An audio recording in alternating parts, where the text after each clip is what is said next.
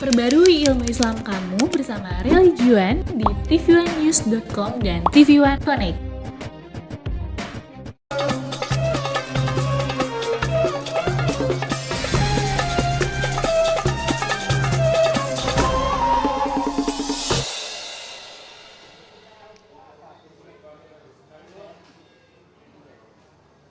Bapak dan Ibu, kembali lagi kita di Damai Indonesiaku TV One. Selanjutnya kita akan membahas bagaimana pentingnya muhasabah dalam berumah tangga. Setiap kita yang berumah tangga, lagi-lagi tujuan berumah tangga adalah litaskunu ilaiha wa ja'ala bainakum mawaddatan wa rahmah. Dalam surah Ar-Rum ayat 21 yang sering Ibu dan Bapak lihat di undangan-undangan pernikahan. Semua orang yang menikah ingin pernikahannya sakinah mawaddah wa rahmah. Ingin pernikahannya tentram, tenang, penuh cinta, penuh dengan kasih sayang.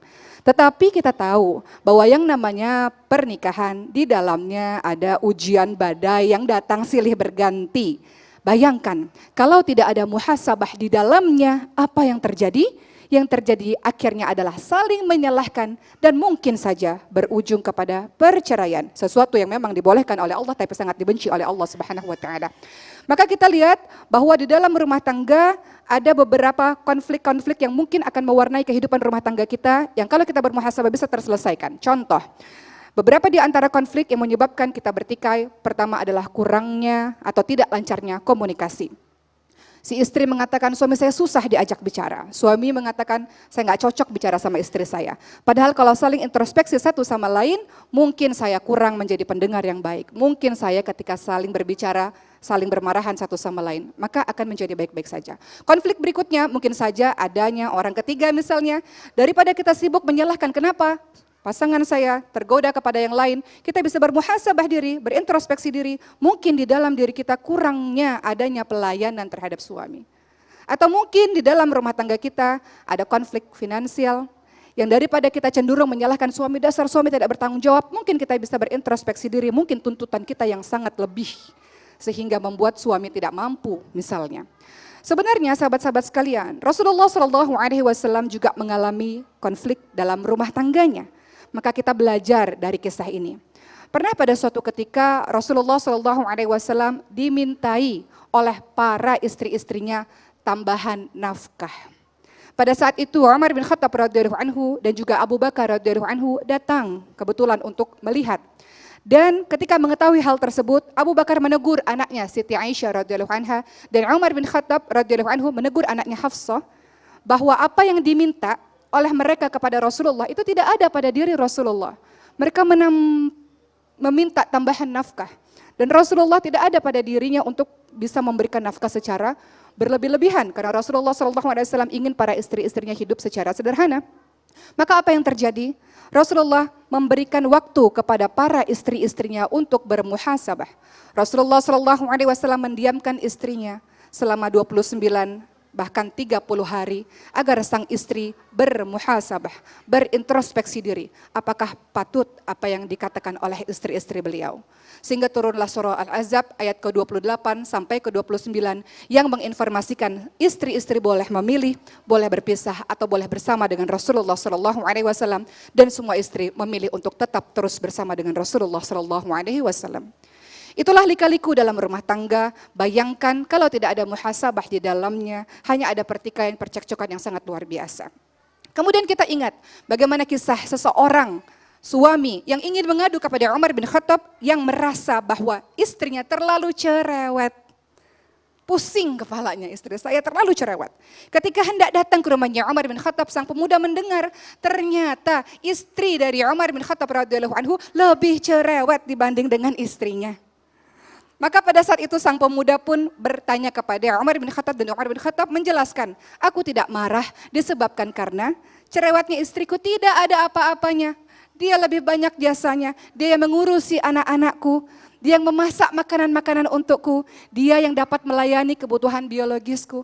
Jadi kalau dia marah-marah ya sudah, jasanya jauh lebih banyak. Indah sekali kalau ada suami-suami yang mengintrospeksi diri seperti itu, pun istri-istrinya dalam kasus-kasus lain berintrospeksi diri.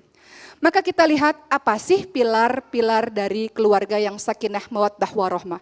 Apa yang harus dimiliki oleh keluarga supaya dia bisa menjadi keluarga yang tentram, tenang, penuh cinta, penuh dengan kasih sayang. Pertama, seluruh anggota keluarga harus senantiasa hatinya cenderung kepada agama. Suami cinta pada agama, istri cinta pada agama, agar anak-anak dididik untuk cinta juga pada agama. Kedua, agar keluarga menjadi sakinah, mawaddah, warahmah, di dalamnya harus ada yang tua senantiasa menyayangi yang muda dan yang muda menghormati yang tua. Ketiga, bagaimana caranya agar keluarga kita sakinah, mawaddah, warahmah? Santun dalam bergaul, santun dalam berkomunikasi. Ayah kepada anak, ibu pada anak, suami istri, santun dalam tata bicara. Sehingga terciptalah baiti jannati, rumahku adalah syurgaku, bukan rumahku nerakaku. Ayah capek-capek pulang kerja, ibu ngomel misalnya. Jadi rumahku nerakaku. Jadi kalau ingin keluarga sakinah mawaddah warahmah, yang ketiga adalah santun dalam bergaul, termasuk santun dalam berkata-kata. Keempat, caranya bagaimana? Yang keempat adalah sederhana dalam berbelanja. Apalagi di pandemi COVID-19 seperti ini, sudahlah, gak usah banyak gaya-gaya, hidup sederhana saja dalam berbelanja. Dan yang kelima, yang juga sangat penting adalah introspeksi diri. Suami saling mengintrospeksi dirinya sendiri, begitu pula dengan istri, begitu pula dengan anak-anak. Maka akan menjadi sangat indah luar biasa. Saya ingin menceritakan satu kisah yang mudah-mudahan dengan kisah itu teman-teman mendapatkan pembelajaran yang luar biasa, berharga. Ada satu kisah di mana seorang istri mengatakan pada suami, saya nggak mau tinggal sama ibu kamu. Sementara ibunya sebatang kara. Saya nggak mau tinggal sama mertua, saya nggak mau tinggal sama ibu kamu. Kata suaminya, gimana mungkin, nggak bisa, karena ibu sudah sebatang kara. Saya nggak suka karena ibu kamu selalu saja mengomentari apa-apa yang saya kerjakan. Saya benci kepada ibu kamu. Maka apa yang dilakukan oleh sang menantu ini, dia pergi ke tabib dan mengatakan, tabib kasih saya racun untuk bisa saya bunuh mertua saya. Maka tabib itu mengatakan, ini racunnya, setiap kali kamu mau ngasih racun kepada ibu mertua kamu, harus selalu memasakkan makanan yang enak terlebih dahulu, bersihin rumah yang bersih terlebih dahulu, patuh terhadap kata-katanya terlebih dahulu. Maka dilaksanakanlah itu selama 6 bulan. Sampai akhirnya pada suatu ketika sang menantu ini mendengar mertuanya mengatakan pada anaknya, aku semakin sayang kepada menantu perempuan ini. Karena ternyata setelah 6 bulan ini dia banyak perubahan. Dia menjadi orang yang sangat baik. Aku sangat sayang kepadanya. Maka menantu ini, perempuan ini menyesal. Dia berkata pada tabib, tabib aku gak ingin menjadi orang yang membunuh mertuaku. Kasih obat supaya bisa menetralisir racun tersebut. Apa kata tabib tersebut? Tabib tersebut mengatakan, di dalam ramuan itu tidak ada racun apa-apa. Yang ada racunnya adalah racun itu ada pada dirimu sendiri karena prasangka burukmu dan tidak pernah bermuhasabah diri, selalu menyalahkan orang lain. Ketika engkau ubah perilakumu, engkau menjadi menantu yang sangat mencintai mertuamu, menantu yang bersih dalam urusan rumah tangga, masaknya enak, patuh terhadap mertua, dampaknya adalah mertua menjadi sayang kepadamu. Di sini kita bisa lihat kisah sederhana bagaimana muhasabah diri bisa menyelamatkan prahara-prahara dalam rumah tangga kita. Wallahu a'lam. Masya Allah, sebuah kisah yang sangat menginspirasi bagi kita. Baik, pemirsa yang dirahmati Allah, kami yakin dari keterangan yang disampaikan oleh guru kita tadi, tentulah muncul begitu banyak pertanyaan. Kami masih memberikan kesempatan bagi Anda yang ingin menyampaikan pertanyaan melalui Instagram di @damai_tv1 dengan hashtag rumah tangga. Kami akan kembali selepas pesan-pesan berikut ini.